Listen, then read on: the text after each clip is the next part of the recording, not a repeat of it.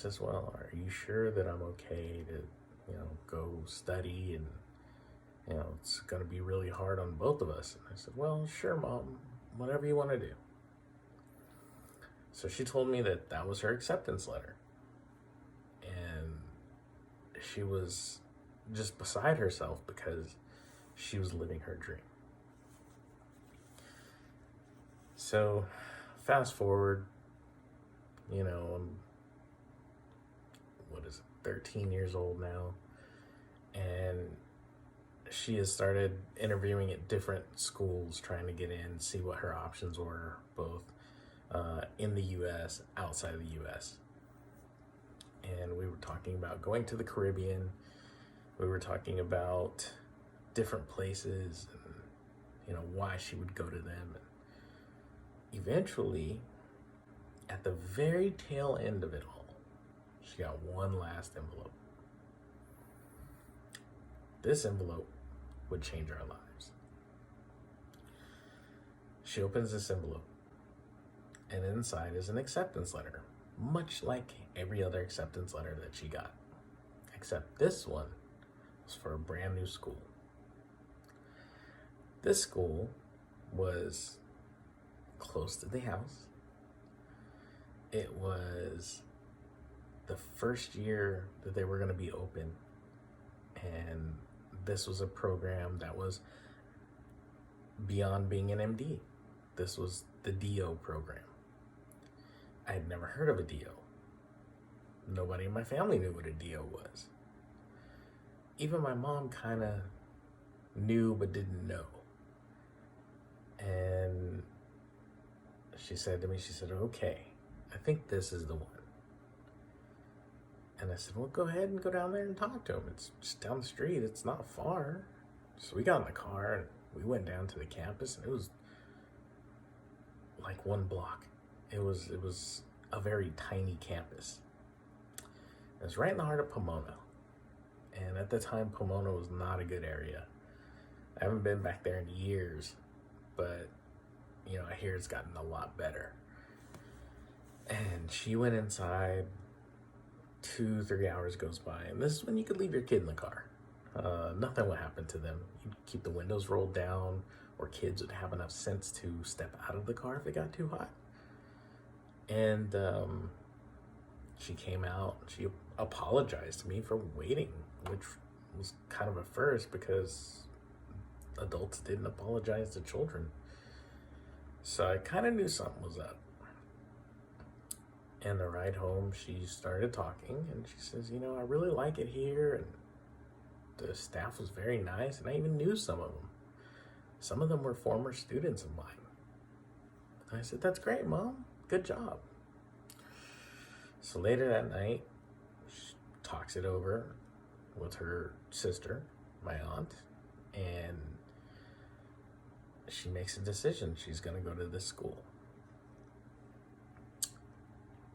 I enter my first year of high school, and I remember that her classes, her sciences, were on track with what I was studying. Now, let me put this in perspective. I was studying anatomy in my science class. My mom had her anatomy books piled on the table.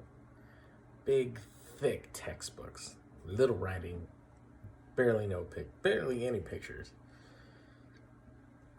And she would quiz me on things that were not in my book. She wanted me to know everything that she knew, and she wanted to know everything that everyone else knew.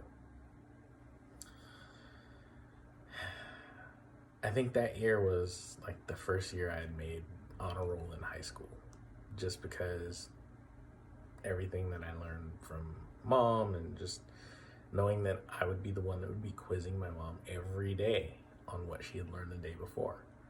There were words I had never seen. I didn't know you could spell a word that long.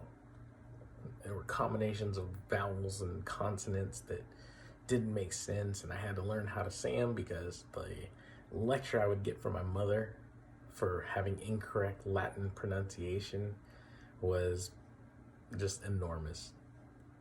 So I not only learned how to understand the Latin roots of words, but I also learned how to say them. And my mom, she just gave me just lesson after lesson after lesson after lesson of what she was learning. And it really helped me. Once my mom graduated, I essentially had just graduated from high school, and I graduated my own way, and she was so proud of herself, and we were all very proud of her, and we had no idea what it meant. And my mom said, you know, I've really come a long way. I've done way more than anyone else in my family has done. I have surpassed my ancestors. I've surpassed my mother. I have set the bar for what my boys should be doing. And she would then say, every year, for me, for the rest of her life, she would say, I wish one of my sons would be a doctor. And I would adamantly refuse. I would say, I don't want to have to do surgery on someone. I don't want to have to make a decision that's going to end somebody's life or give them life when they don't want it. I don't want to have this responsibility. And, you know, for a young person, teenager, to say that really means that, you know, they just don't want to do it. And she would ask my brother, I don't know how many times she asked him, but I know she asked him at least twice. And I never heard his answer, but I'm sure the answer was no. And, you know, eventually, as she got older and things happened, she would ask me on a continuous basis. She would say, you know, out of my two sons, you're the one that I see as being the doctor. So as she got towards the end of her life, she asked me one last time. And I told her, no, I don't think I can do this.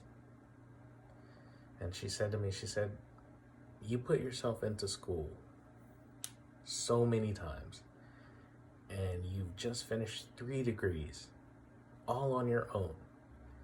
You didn't ask for any help from anybody. You paid tuition all on your own. You had a family. You took care of all of them. You've taken care of countless friends. You've taken care of family when they needed it. You've always been the person that's really taking care of people's lives and made their lives better. You need to be that doctor. And I said, Mom, I can't. I just can't do it. And saying I can't do it is not something I very often say. So she said, okay, I understand. So in her last few days, I traveled to visit her and my father, and I was sitting at her bedside, and I cooked her what would be the final meal that I would have with her.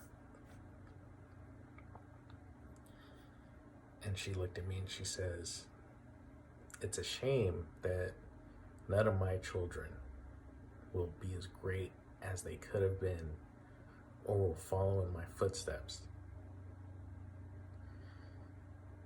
And she looked at me and she says, you need to go be that doctor.